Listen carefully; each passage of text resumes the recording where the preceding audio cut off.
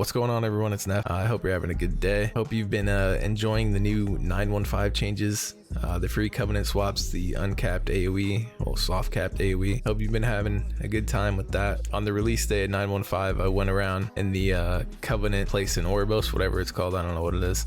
And I literally swapped covenants like 20 times just for the fuck of it, just because I could. But yeah, I've been really enjoying it, just swapping covenants and trying different stuff out, especially with the changes to Venthyr. There's been a lot of changes for Demon Hunter, and it's a lot of really good ones, honestly. It sucks about the nerf to Dancing with Fate, but it still did get a really big buff, and it does some decent damage if you use it properly, especially for Venthyr. And I've been getting a lot of people messaging me and commenting on the videos asking for a guide for Venthyr AOE build, I guess. And I've just been messing around with a bunch of different stuff, just experimenting. This is the best option that we have for Venthyr AOE at the moment. Some people might agree, disagree. From my experience, which I do like 20s, I don't push super high, 25 plus keys. So can't really speak about how this would be in like a 25 key. I'm not gonna be showing you that in this video. In this video, I'm showing you Mythic Painsmith, and the reason I'm showing you this on this boss, to do AOE, you got to have a lot of burst AOE, and this build brings a lot of burst AOE with Glaive Tempest and Death Sweep and the Dancing with Fate Conduit. And then once you get into P3, you get your meta back up, and you can meta the last set of ads with Lust, and you can just blast. Anyways, I'm gonna show you the talents that I'm running here: Blind Fury, Insatiable Hunger, Glaive Tempest, Netherwalk, doesn't really matter, First Blood, Unleashed Power, and Demonic. So even with Night Fae on Painsmith, Glaive Tempest is the best talent choice, because Unbound Chaos, you can't do any damage to the balls really. You have to go like sideways if you want to hit them, and it's just really awkward. When you're running Glaive Tempest and you're attacking the balls, that Glaive Tempest damage will only count towards the first ball you hit, but what it will do, it'll give you a lot of crit procs, and those crits will build up your Winds of Winter when you're using the Frost set, and having that big Frost set burst on a ball or the ads or even the boss is just really impactful. So we're running First Blood, and this is for the reduced fury cost of Blade Dance, and it does some decent single target. And really what makes this viable in AoE is the Dancing with Fate Conduit. So the buff to that Conduit really helped this build out. So conduits, while we're talking about that, go ahead and go through those. So my sim did tell me to go Nausea, double potency with Growing Inferno and Dancing with Fate, but I set up Draven before we did the raid because I didn't want to go and change conduits in the middle of the raid, because we were just trying to get a fast clear going, and I wasn't trying to take up a bunch of time, even though it takes like 30 seconds, but I just didn't want to go through the hassle of doing that.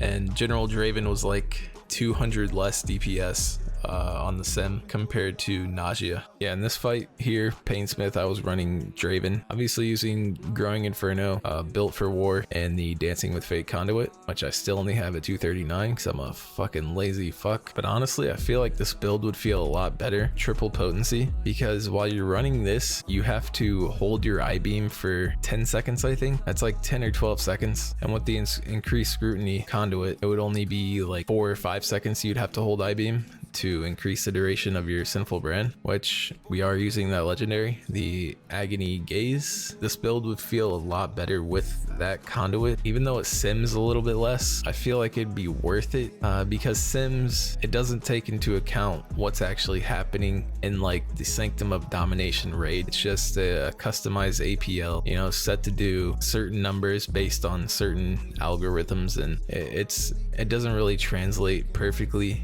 into real environments. So you got to take your sims with a grain of salt, but most of the time they're pretty accurate. Just for the overall feel of the build, I feel like that Conduit would be worth it, because holding I-beam 12 seconds just feels really bad. So I'm going to go over the opener really quick. So I use my Trinket on pull, and then Immolation Aura on pull, and then I hit him with a Demon's Bite, get the 30 Fury, Sinful Brand, I-beam.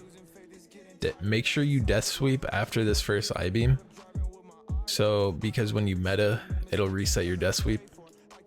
So you Death Sweep and then Glaive Tempest, then Vengeful Retreat, so your meta Sinful Brand doesn't hit the boss, and The reason I do this is because when you meta, your meta sinful brand will reset the sinful brand to 8 seconds. If it's lower or above 8 seconds already, and you're losing time on sinful brand, and you don't want that obviously. And the reason I'm not just holding meta is because I want my meta to line up later on in the fight with lust. And I made a video about this. This is a little trick I learned while playing Venthyr Demon Hunter, and it really helps with keeping your meta timing to line up with either lust or burn phase or a specific part in the fight that you need where you don't want it delayed. So that's why I do this. So I vengeful retreat, meta away from the boss, dash back in, and my death sweep is off cooldown now because I meted. So I I-beam, death sweep again, and then we go through the annihilations, and then the balls come out. We're gonna death sweep here, Glaive Tempest, Immolation Aura, and just murk the balls. And I keep getting asked if we should run Trail of Ruin over Glaive Tempest because Trail of Ruin isn't affected by the soft cap like Glaive Tempest is, unless you're the only time Trail of Ruin will beat Glaive Tempest is if it's in like a 40 pack pull. That's literally the only way, and maybe even 50, because Trail of Ruin currently, it literally does a fifth of the damage that Glaive Tempest does. And it's just not worth it. If you don't want to take Glaive Tempest, take Unbound Chaos. Some people make the argument that Glaive Tempest costs 30 Fury, and we shouldn't spend 30 Fury on Glaive Tempest when we don't need to. But if you're running First Blood, you don't need that extra 30 Fury for more annihilations. You just need 15 Fury for Death Sweep, and that's my answer to that every time. But anyways, that's all I got for you guys. If you have any more questions, just leave them in the comments below. As always, check out my Twitch, links in the description, and I think there's gonna be a little bit more left of this kill. So if you want to watch the rest, cool. If not, cool. Like, comment, subscribe, the whole thing.